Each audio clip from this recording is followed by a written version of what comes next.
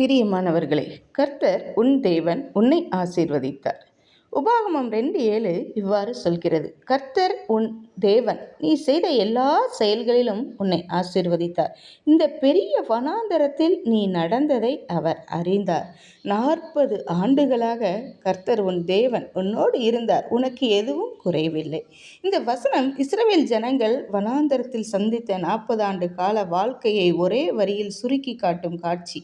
முதலில் கர்த்தர் உன்னை அறிந்தார் என்று வேதாகமம் கூறுகிறது. வனாந்தரம் என்பது தனிமையும் சோதனையும் நிறைந்த இடம். ஆனால் தேவன் அங்கேயும் அவர்களை கவனித்தார், அவர்களை நடத்தினார். மனிதர்கள் மறந்த இடத்திலும் தேவன் நம்மை மறக்கவில்லை. நீ யாரும் கவனிக்கவில்லை என்று நினைக்கும் அந்த காலத்திலும் தேவன் உன் பாதையை அறிந்தவராக இருக்கிறார்.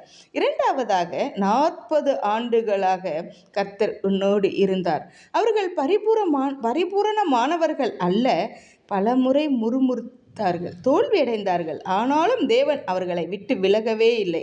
இது நமக்கான பெரிய ஆறுதல். நம் விசுவாசம் தடுமாறினாலும் தேவனின் விசுவாசம் தடுமாறாது. மூன்றாவது, உனக்கு எதுவும் குறைவில்லை.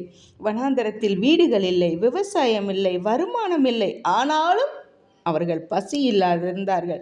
ஆடை பழையதாக மாறாமல் இருந்தார்கள். கால்கள் வீங்கவில்லை. தேவன் கொடுத்தது அதிகமாக இல்லாவிட்டாலும் தேவையானதை முழுமையாக கொடுத்தார். தேவன் நமக்கு நம்மால் நினைத்ததை அல்ல, நமக்கு தேவையானதை கொடுப்பவர். அன்பர்களே, இன்று உங்களுடைய வாழ்க்கை வனாந்தர அனுபவத்தில் இருக்கலாம். வழி தெரியாமல் காலம் நீளமாகும் போல தோன்றலாம். ஆனால் இந்த வசனம் சொல்லுகிறது, தேவன் உன்னை அறிந்திருக்கிறார். தேவன் உன்னோடு இருக்கிறார். தேவன் உன்னை குறைவில்லாமல் நடத்துகிறார். வனாந்தரம் தற்காலிகம், தேவனின் நம்பிக்கை நிரந்தரம். நாம் உணராத நேரத்திலும் தேவன் நம்மை சுமந்து நடத்தி கொண்டிருக்கிறார். நம்முடைய வாழ்க்கை வனாந்தரமாக தோன்றலாம் அன்பர்களே. தேவன் நம்மை நடத்த தயாராக இருக்கிறார், ஆயத்தமாக இருக்கிறார், நடத்தி கொண்டும் இருக்கிறார். விசுவாசிப்போமா? கர்த்தர் தாமே ஆசீர்வதிப்பாராக. ஆமென்.